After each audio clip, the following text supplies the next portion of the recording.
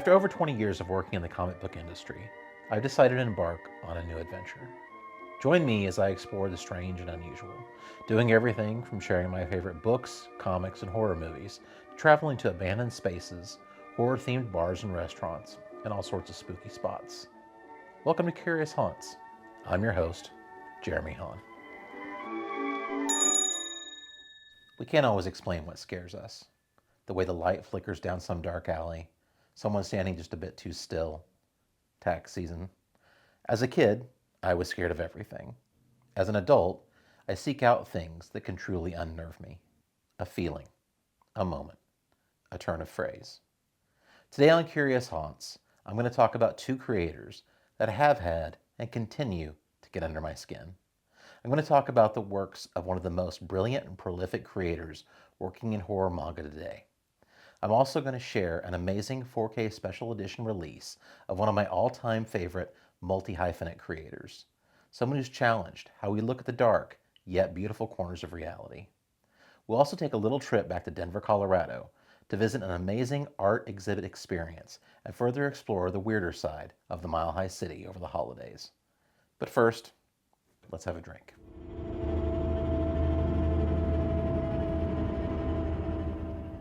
And welcome back to the Coroner Bar. I'm in the mood for a Sazerac this week.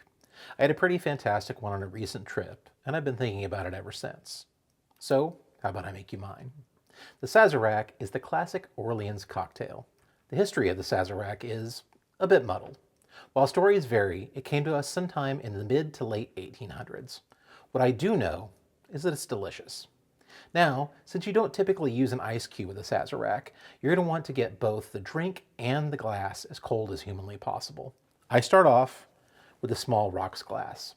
I have a few extra small versions of the rocks glass that I like to use for Sazeracs. Now, the first step. You're going to want a fine coating of absinthe in your glass. There are a couple ways to do this. You can either do an absinthe rinse, where you put about a quarter ounce or so of the liquid in the glass, swirl it around, and then pour out the extra. I like to use a little atomizer bottle though. Pour a little bit of absinthe into it and then spray it to finally coat the glass. Both ways work just fine. I just like how even of a coating you can get with it when you spray. Growing up, I was never a fan of the anise flavor of black licorice. It really took me a while to warm up to absinthe. But it was a really fantastic Sazerac that changed my mind. Now, I love this stuff. I like to go with 7 or so spritzes around the inside of the glass, just to form a nice coating. Once you've coated the glass, you want to take it and throw it into the freezer while you make the rest of the drink. Now, it's time to build the drink itself.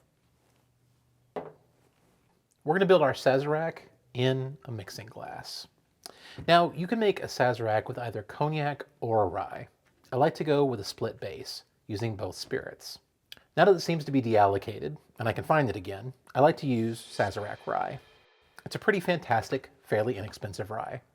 It's great for mixing, and it's got the name right on it.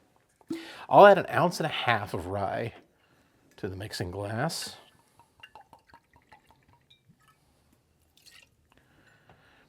Then I'm going to take and add my cognac.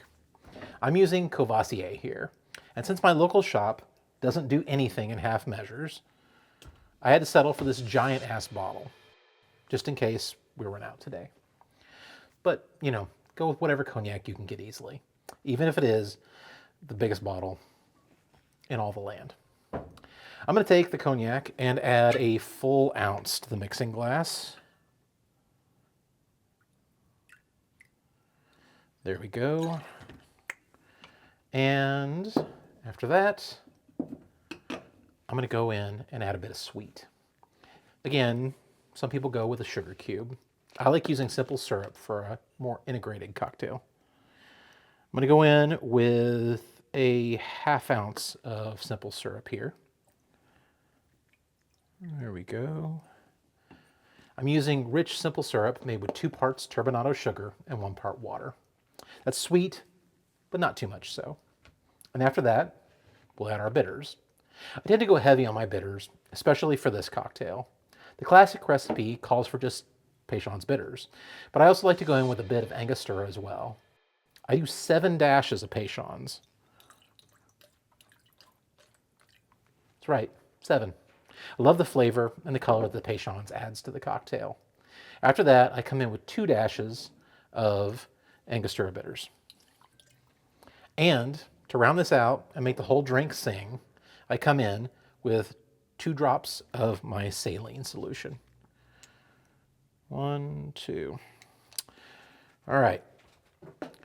Then I'm going to go in and add a few medium-sized cubes of ice. I'm going to go with 3, 2,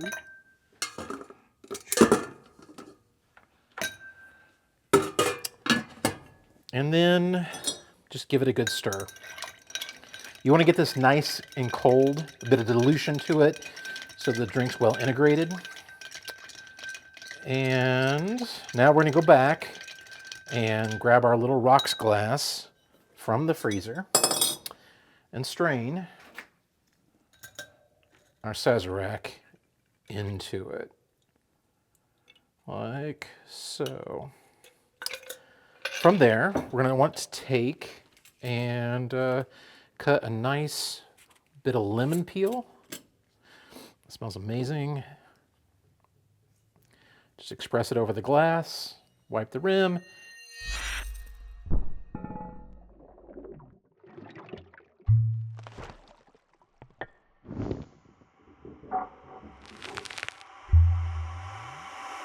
And there you have it, the Sazerac.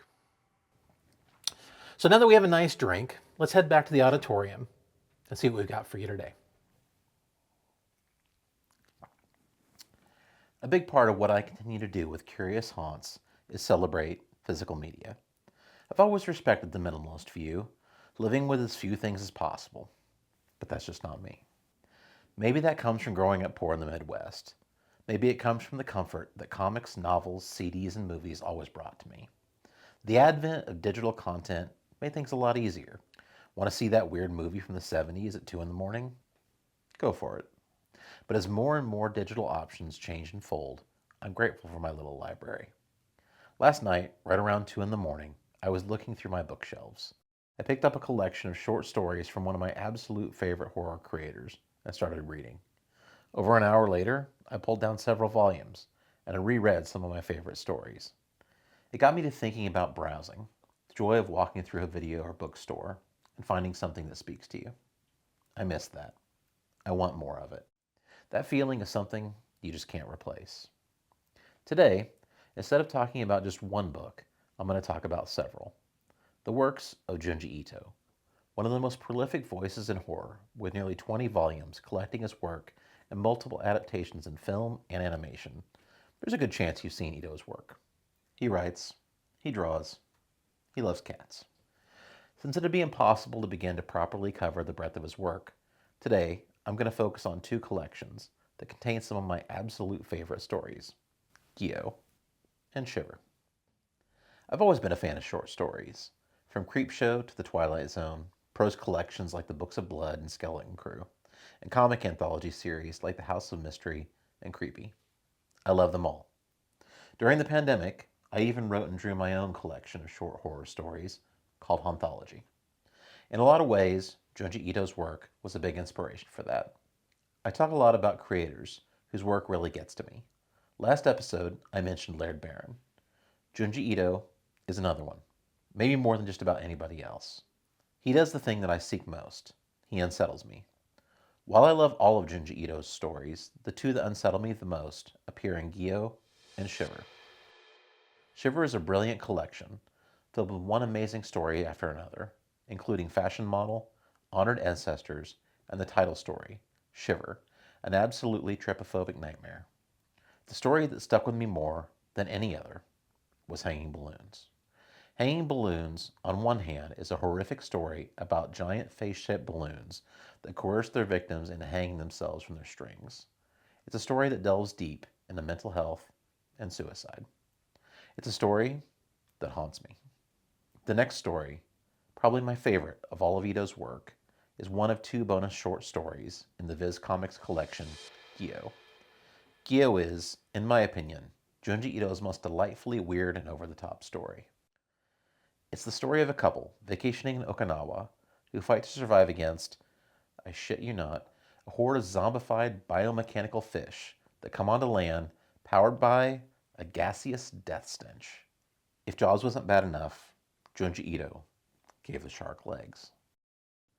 For as crazy as that story is, it was the short story, The Enigma at Amigara Fault, that makes the collection one of my favorite, most disturbing collections of all time. The Enigma at Amigara Fault is a story of an earthquake that reveals a rock face covered in human-shaped holes that go deep into the mountain. And people start to realize that the holes are shaped perfectly for them. I'm not sure if it's because I might be a little claustrophobic, or if it's the examination of compulsion that gets to me, but whatever it is, the Enigma at Amigara Fault just haunts me.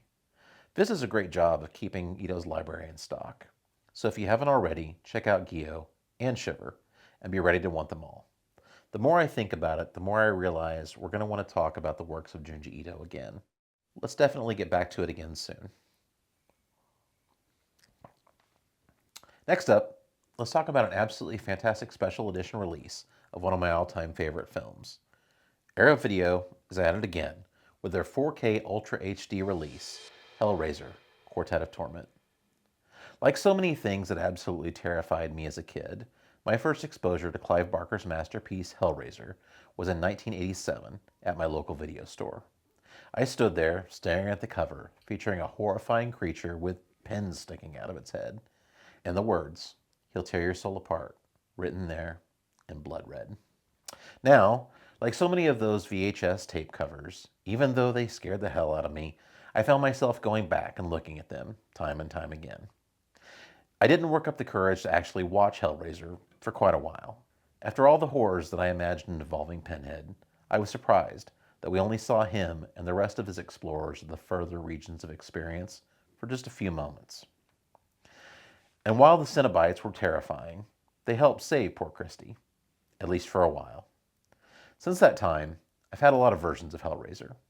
I even bought the very much used VHS copy of it that used to mystify me so much at the local video store. I've seen the movie dozens of times. I've even seen all the sequels at least a couple times. Yes, even the really rough ones.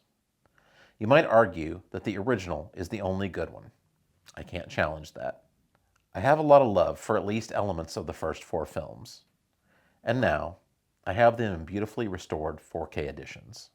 As with everything Arrow Video does, this collection comes absolutely packed with extra features on all 4 films, including brand new and archival commentaries, multiple documentaries, screenplays, alternate versions of the films, and Ages of Desire, a stunning new 200-page hardcover book, all in a beautifully designed and illustrated package. I've mentioned before that you need to make sure and check the region on all these special edition Blu-ray releases. Please, still make sure you do that so you're not disappointed when something arrives and is limited to only one region. That said, the 4K edition of Hellraiser Quartet of Torment is completely region-free. So get over to arrowvideo.com and get yourself a copy of Hellraiser Quartet of Torment while they're in stock. Just remember, he'll tear your soul apart. And now, I'd like to invite you on another little trip, where I visit a series of spooky, strange, and delightful places that inspire and fascinate me. I eat, I drink, I seek out the weird and wonderful. And today, it's time to return to Denver for a very Meow Wolf Christmas. We set out after dark. It was Christmas time. My oldest son, Ethan, had spent over 2 months exploring Costa Rica with friends, and I was just back from a couple weeks on the road for the Shining excursion. With everything, we hadn't really had time to do gifts or, well, get into the holiday spirit. But a last-second trip out of the country over the holidays sounded like a potential recipe for a disaster. Somehow, we decided on Denver. Sure, I just visited Colorado on the Shining excursion, but I really only had one night in Denver on that trip, and there was plenty of strange and unusual that I didn't get to see. And besides, this was with the family. The year before, Ethan and I had taken a cross-country train trip through the Southwest into California, ending in Oregon. Along the way, we stopped in Santa Fe and visited Meow Wolf, the House of Eternal Return. It was amazing, and we wanted to see more. So we set off, driving across eastern Kansas toward Denver. After spending the first night in Wichita, we made good time crossing the plains. Along the way, we stopped in Wilson, Kansas, and stumbled across the world's largest Czech egg. The 20-foot-tall egg was designed by traditional Czech artist Christine Slechta and took 12 years to complete. After that, it was a pretty straight shot on into Denver. We wanted to make the most of our time in the city, and with the holidays, decided to make our first stop of the journey as soon as we got into town. Meininger Art Supplies is the largest art supply store west of the Mississippi. Established in 1881 by Emil Meininger, Meininger Art Supplies has been passed down through the generations. It's moved locations several times and still has the Denver location as well as another in Colorado Springs, carrying over 80,000 fine art, graphics, architectural, crafts, and gift items. Meininger Art Supplies has something for pretty much everybody, especially a family of proud art nerds. But let's be real, any art supply store decorated with a 12-foot skeleton is my kind of place. I'm going to say it a few times on this episode, but we were lucky to be driving on this trip. I usually have to be careful about what I buy, and still end up usually having to send a box of stuff home along the way. Given it was the holidays, and we had the car, we went a bit wild this time. After we made our art supply purchases, we made our way across town to our Denver home away from home. The Airbnb was nice, comfortable for 4 people over the holidays, and had a great view out over the Denver skyline. While I want to try and stay away from as many repeat visits as possible, we just had to come back to a couple of my favorite spots on this trip. If I'm going back, they're too good to pass up. And besides, it was the holidays, and I wanted to share some of my favorite spots with my family. We were just a short walk from the Linger Eatuary, the amazing Asian fusion spot that now resides in the former Ollinger Mortuary. There's nothing better than kicking off the holidays in a spot that famously processed an estimated 45,000 corpses and held the remains of Buffalo Bill Cody for 6 months before he was eventually buried atop Lookout Mountain. The food and drinks were amazing, especially the hot honey sweet fries, devils on horseback, and smashed Wagyu sliders. We left full, happy, and even snagged some cool merch. We woke up the next morning ready for more adventure. It was Christmas Eve, and I couldn't imagine a better way to spend it than a trip to Meow Wolf's Convergence Station with my favorite people. We started the day off with a walk across town for brunch. It was beautiful, not too cold, sunny, a perfect day. We had drinks and a nice meal, and then made our way to Denver's Meow Wolf. So, what is Meow Wolf? Several things, really. Meow Wolf, at its heart, is an art collective that creates large-scale immersive art installations. Founded in 2008 by Sean Delani, Matt King, Corvus Blinkerhoff, Emily Montoya, Katie Kennedy, Benji Geary, and Vince Kaudublek, a group dedicated to the joy of making art and experience. I first heard about Meow Wolf from a friend that visited the House of Eternal Return in Santa Fe. They described the experience as an art installation meets an interactive scavenger hunt, all wrapped in a joyful mystery. And that's really the heart of it. We arrived at Convergence Station at our set time, picked up our passes, and made our way to another place altogether. A nexus point of 4 different realities. When you enter any Meow Wolf location, at first it's a lot. There's a path and mystery everywhere you turn. The best thing you can do is just pick a path and see where it leads you. So that's what we did. An interstellar streetscape became an alleyway that became a light-filled corridor, and then a vast, multi-level alien garden. Every space was a new and delightful array of sights and sounds, and I loved every moment of it. As much as I adore abandoned spaces, oddity shops, and horror-themed restaurants and bars, there's something extra special about places like Meow Wolf. Places of pure creative energy. Places of whimsy. And like most places of whimsy, Meow Wolf always seems to have one foot planted firmly in the creepier side of things. So let's go back and talk a little bit more about the origins of Meow Wolf in Convergence Station. After working on several projects, Meow Wolf's first official installation was in 2011. The Do Return, a 70-foot wooden ship they built in the Munoz Waxman Gallery at the Center for Contemporary Arts in Santa Fe, New Mexico. The group went on to work on several other installations and pop-ups, and in 2016, they opened their first permanent location, the House of Eternal Return in Santa Fe. 135 artists and craftspeople worked together to make magic, a true inspiration point. And that was only the beginning.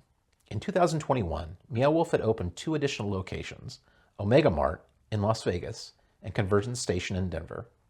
In that time, they went from underground artist collective to a multi-million-dollar corporation with plans on even further expansion.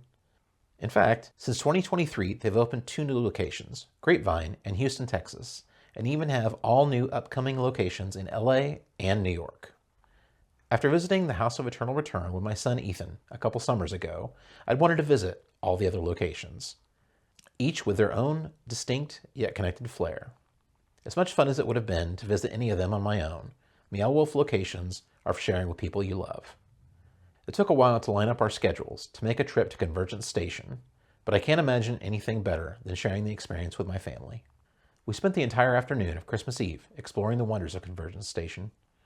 We marveled at the creativity of the place, enjoyed themed snacks, solved as many of the various mysteries as we could, and then made our way to the gift shop for a little Meow Wolf merch.